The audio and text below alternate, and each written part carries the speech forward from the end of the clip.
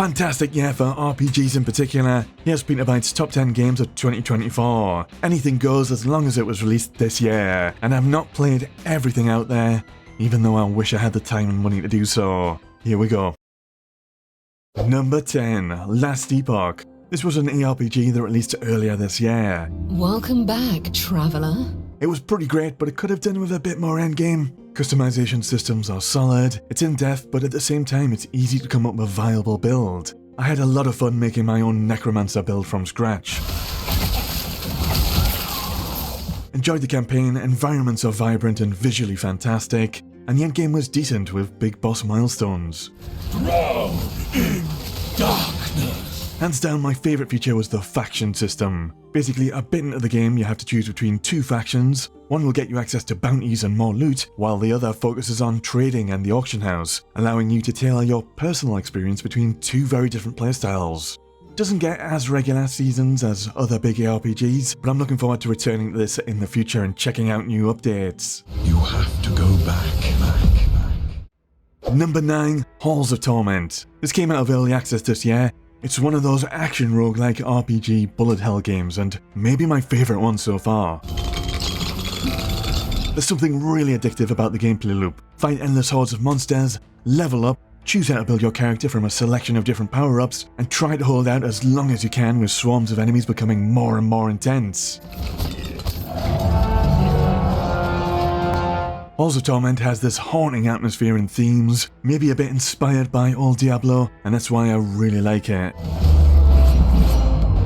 Little random story events and stages, you can unlock loads of different classes, earn equipment, and there's so many challenges to work through.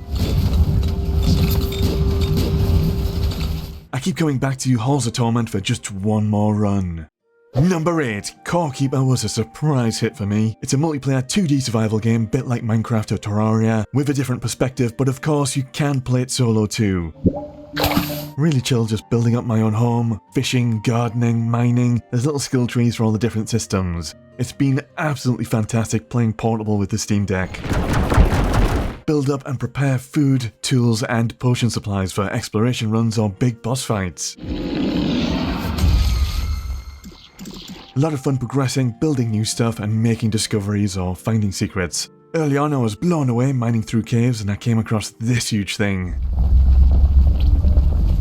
Gorm the Devourer. I went back to base prepared and eventually engaged and defeated it for loot. Pretty cool and just the start of what was to come.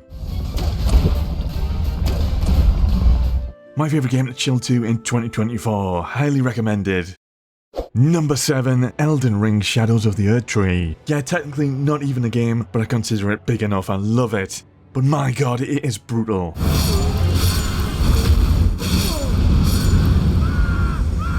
Found myself having to parry a lot, I've ramped up the difficulty, and there's level scaling which I'm not a huge fan of in RPGs. But I always welcome the challenge when From Software are involved.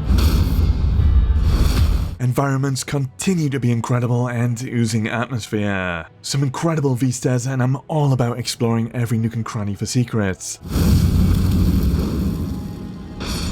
There is so much in Shadows of the Erdtree. It's a worthy expansion to Elden Ring and one of the best expansions I've played in a long while in general.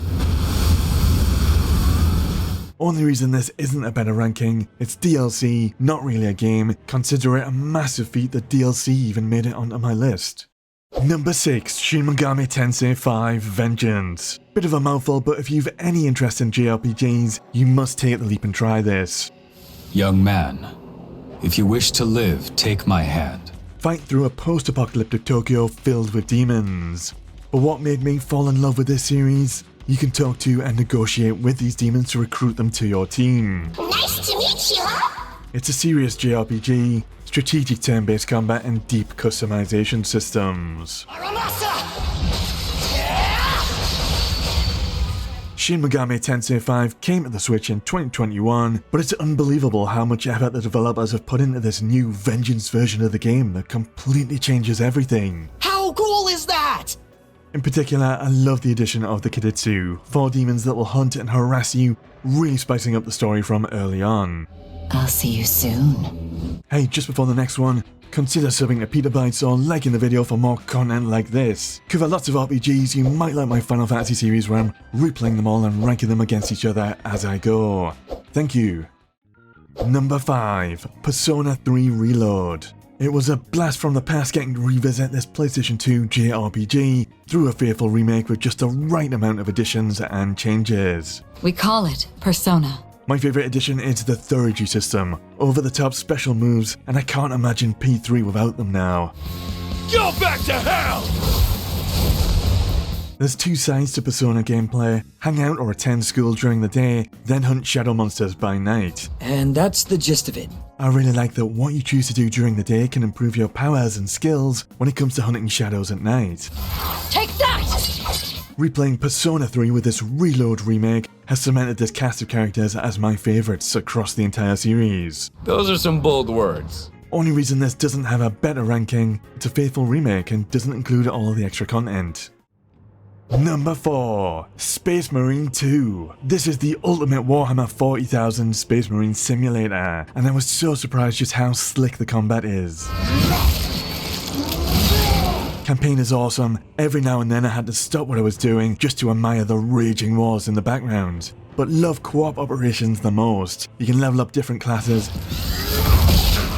I went the whole mile, working on progressing all the missions at the hardest difficulty in co-op. Been dabbling in some PvP and got all those achievements. A lot of fun.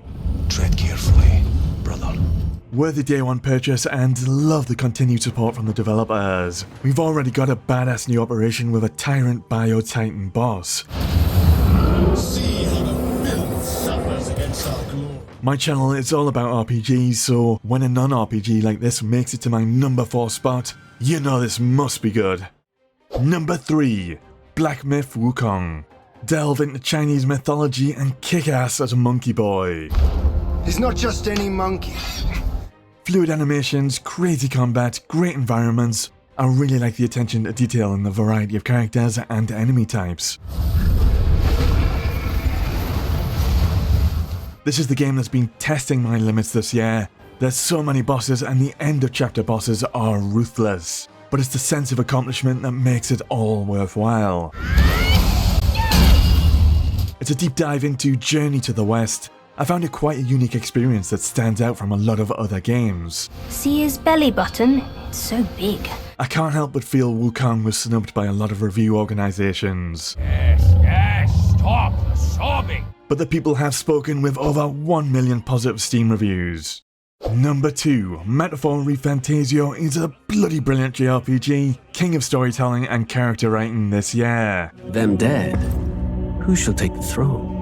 It's a mature story about different factions fighting over a throne. Lots of political battles, lies, and manipulation. What our country needs is power!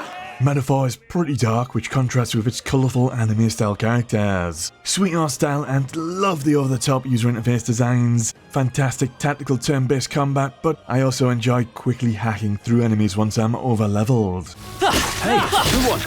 Awesome archetype system lets you unlock classes, assign them to characters, and mix abilities. I think Metaphor will end up as Game of the Year for a lot of other RPG players, and it's hard to fault, it's brilliant. Let the final banquet begin. Number 1. Final Fantasy VII Rebirth is my personal Game of the Year 2024. Love the evolving combat with its pseudo-turn-based elements. Yeah, good point. There's so much attention to detail and so many references to the original. 2 legs, nothing to it. Easily my favourite soundtrack of the year.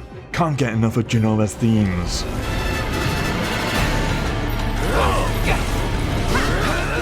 As a huge Seven fan, I can admit there's story writing moments that the original game did better. This is one hell of a mess. But at the same time, I recognise there's tons of stuff Rebirth does better. I've literally put more time into Rebirth's Queen's Blood card game than other full games. What a coincidence. So have I.